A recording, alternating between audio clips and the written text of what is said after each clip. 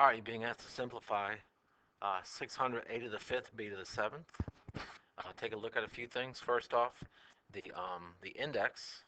Remember, the index is the number that's right here, and there is no number that's right there. So that means it's a number. It's a index of 2, which means we're looking for groups of 2. If there's any other number, if it's any other number but 2, it would be there. You only have to worry about 2s and 3s for this classes. So step number 1 is we're gonna break down 600 into primes. All right, I don't know.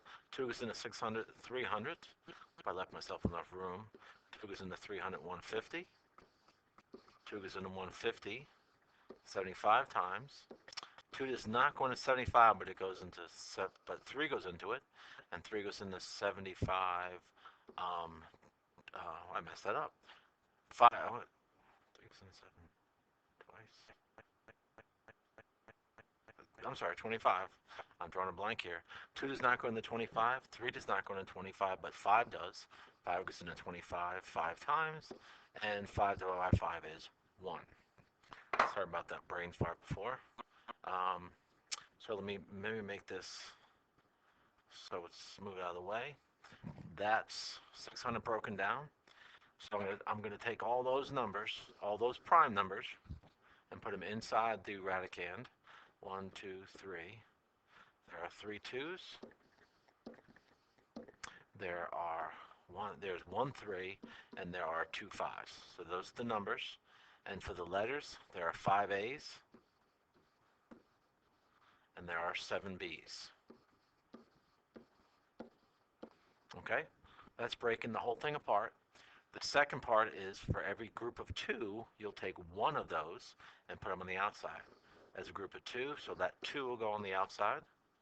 There's a group of 5, and that will go on the outside. There is 2 groups of A's, so those 2 A's will go out here. There's 1, 2, 3 groups of B's, so 3 B's will go outside. And then I just sort of simplify and put everything back together. I have a 2 and a 5, that multiplies to 10. I'm left with, on the outside are 2 A's, written as A squared, and there are 3 B's. Left on the inside, I have a 2 and a 3, an A and a B. 2 times 3 is 6, 1 A and 1 B. So that is the, when you simplify it, 600 A to the 5th, B to the 7th, you read that as 10A squared, B to the 3rd, radical 6AB. If you were to check it, you can't really check with the letters, but you can check with the numbers. What you could do is find out what the decimal equivalent is of 600. Move this over here. Clear out calculator.